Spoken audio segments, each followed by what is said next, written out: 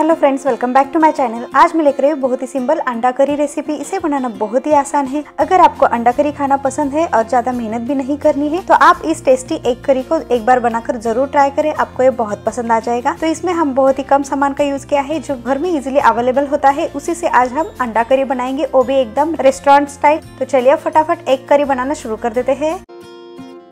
Egg curry बनाने के लिए यहाँ पे मैंने 7 अंडे लिए हैं। इसे अच्छे से उबाल के इसका छिलका निकाल दिया है।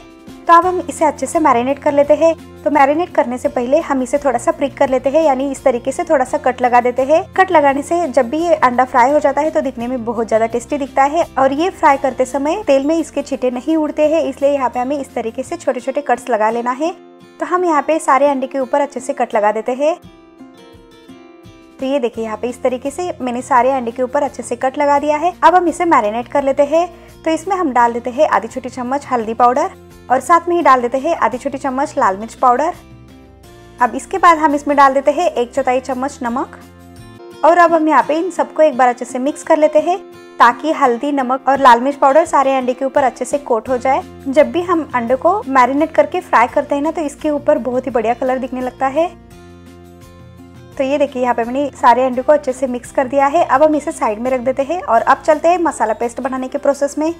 मसाला पेस्ट बनाने के लिए यहाँ पे मैंने लिया है 3 हरी मिर्च, साथ में लिया है 2 इंच अदरक, 2 मीडियम साइज के टमाटर लिया है और यहाँ पे मैंने लिया है 1 मीडियम साइज का प्याज। तो यहाँ पे मैंने प्याज और टमाटर को रफली चॉप कर दिया है। तो अब बनाते हैं मसाला। तो इसके लिए यहाँ पे मैंने एक ब्लेंडिंग जार लिया है। अब इस जार में हम डाल देते हैं लहसुन, अदरक और प्याज, टमाटर डाल देते हैं।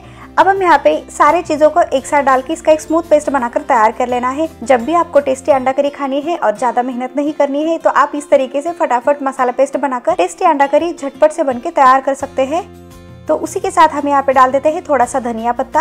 अब हम जार का ढक्कन लगा के इसका एक स्मूथ पेस्ट बनाकर तैयार कर लेते हैं। तो हमें इसे पीसते समय पानी डालने की जरूरत नहीं है, टमाटर की वजह से ये एकदम स्मूथ पेस्ट बनके तैयार हो जाता है। तो ये देखिए यहाँ पे मैंने इस तरीके से स्मूथ पेस्ट बनाकर तैयार कर लिया है। तो यहाँ पे हमारे ये मसाला पेस्ट बनके तैयार है और हमने अंडे को भी मैरिनेट करके रखा है। तो अब चलते हैं फ्राई करने के प्रोसेस में। तो यहाँ पे मैंने एक पैन लिया है, पैन को अच्छे से गर्म कर लेते हैं मीडियम फ्लेम पे। पैन गर्म होते ही इसमें हम डाल देते हैं 2 से 3 चम्मच तेल। तेल को भी अच्छे से गर्म कर लेते हैं। तो तेल अच्छे से गर्म हो जाने के बाद इसमें हम डाल देते हैं मैरिनेट किया हुआ अंडा।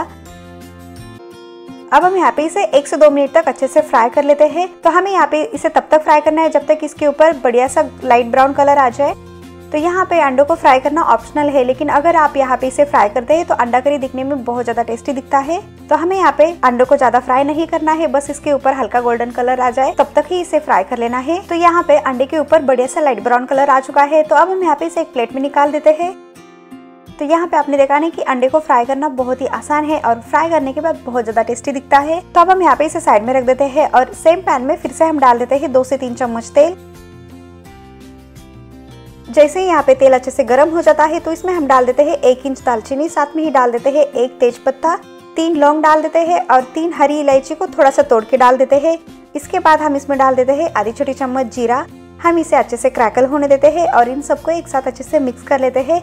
जैसे ही यहाँ पे सारे मसाले अच्छे से फ्राई हो जाता है तो हमें यहाँ पे गैस को लो कर देना है। इसके बाद हम इसमें बाकी के मसाले डाल देते हैं। तो इसमें हम डाल देते हैं आधी छोटी चम्मच हल्दी पाउडर और साथ में ही डाल देते हैं 2 चम्मच कश्मीरी लाल मिर्च पाउडर। कश्मीरी लाल मिर्च पाउडर तीखा नहीं होता है, इससे कलर बहुत ही बढ़िया आता है। तो अब हम यहाँ पे मसाले को अच्छे से मिक्स कर लेते हैं। तो हमें यहाँ पे याद रखना है कि जब भी हम मसाले तेल में डालते हैं ना तो गैस हमेशा लो फ्लेम पे ही कर देना है, नहीं तो जो मसाले वो जल जाते हैं और सब्जी का टेस्ट खराब आ सकता है, यानी जला हुआ आ सकता है। तो यहाँ पे मैंने इसे अच्छे से मिक्स कर लिया है। अब इसके बाद हम इसमें डाल देते हैं मसाला पेस्ट जो अभी हमने प्याज, टमाटर, अदरक और हरी मिर्च का बनाकर रख दिया था, वो हमें यहाँ पे पूरा डाल देना है। अब हम यहाँ पे इसे अच्छे से मिक्स कर लेते हैं। तो यहाँ पे मैंने अभी तक फ्लेम को लो ही रखा है। जैसे ही यहाँ पे ये तेल और मसाला पेस्ट अच्छे से मिक्स हो जाता है तो हमें यहाँ पे गैस का फ्लेम मीडियम पे कर देना है। अब हम यहाँ पे इसे कवर कर देते हैं और कवर करके 4 से 5 मिनट तक पका लेना है, या फिर तब तक पकाए जब तक इसमें से तेल निकलना स्टार्ट हो जाए।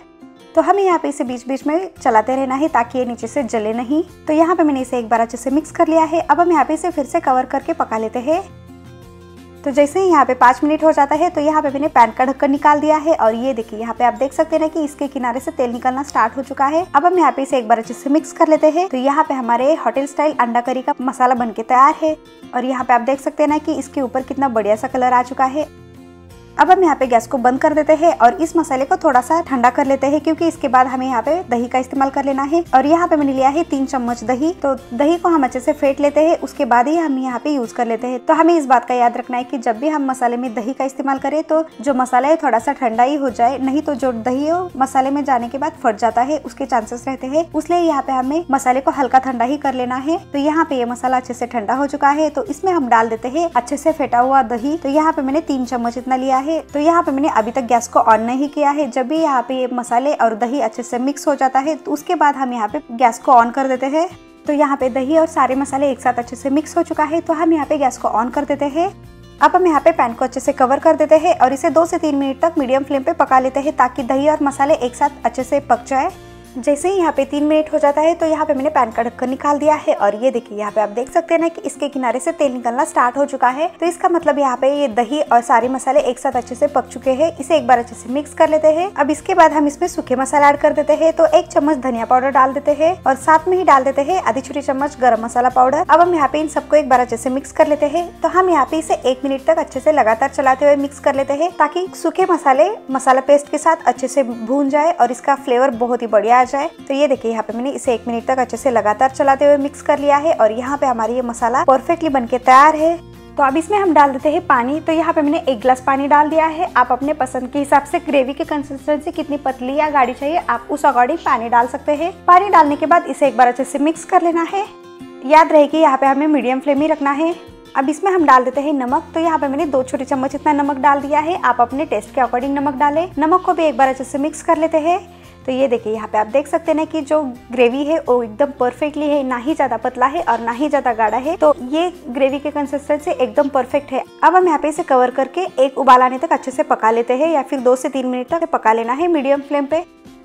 जैसे इसमें एक उबाल आ जाता है तो हम यहाँ पे पैन का ढक्कन निकाल देते हैं और ये देखिए यहाँ पे आप देख सकते हैं कि इसके किनारे से तेल कितना बढ़िया निकलने लगा है। तो हम यहाँ पे इसे एक बार अच्छे से मिक्स कर लेते हैं। तो यहाँ पे हमारे ग्रेवी एकदम परफेक्टली पक चुका है। तो अब इसमें हम डाल देते हैं फ्राई किया हुआ अंडा। अब हम यहाँ पे इसे हल्के हाथों से मिक्स कर लेते हैं और जो ग्रेवी है उसे हम अंडे के ऊपर डाल देते हैं, ताकि ग्रेवी अंदर तक जाए और अंडे का टेस्ट बहुत ही बढ़िया लगे। तो ये देखिए यहाँ पे मैंने इसे अच्छे से मिक्स कर लिया है। अब हम यहाँ पे इसे कवर करके 3 से 4 मिनट तक लो फ्लेम पे पका लेते हैं, ताकि अंडे में सारे फ्लेवर एकदम परफेक्टली उतर जाए और खाने में बहुत ही मजा आए। जैसे ही यहाँ पे 4 मिनट हो जाता है तो हम यहाँ पे पैन का ढक्कन निकाल देते हैं और ये लीजिए हमारी रेस्टोरेंट स्टाइल अंडा करी बनके तैयार है। इसके किनारे से तेल कितना बढ़िया दिखने लगा है, दिख रहा है ना एकदम रेस्टोरेंट स्टाइल। तो इसके ऊपर हम डाल देते हैं ढेर सारा धनिया पत्ता। धनिया पत्ता जितना आपको पसंद है उतना आप यहाँ पे डाल सकते हैं। और ये देखिए यहाँ पे आप देख सकते हैं ना कि कितना बढ़िया और कितना परफेक्टली अंडा करी दिखने लगा है। तो इस तरीके से यहाँ पे हमारे सिंपल और झटपट से बनने वाला सुपर टेस्टी अंडा करी बनके तैयार है। तो यहाँ पे मैं आपको इसकी कंसिस्टेंसी भी दिखा देती हूँ। तो ये देखिए यहाँ पे आप देख सकते हैं ना कि इसकी कंसिस्टेंसी भी एकदम परफेक्ट है, ना ही ज्यादा पतला है और ना ही ज्यादा गाढ़ा है। तो इस तरीके से यहाँ पे हमारी ये टेस्टी अंडा करी बनके तैयार है। तो अब हम यहाँ पे गैस को बंद कर देते हैं और इसे ले चलते हैं सर्व करने के प्रोसेस में।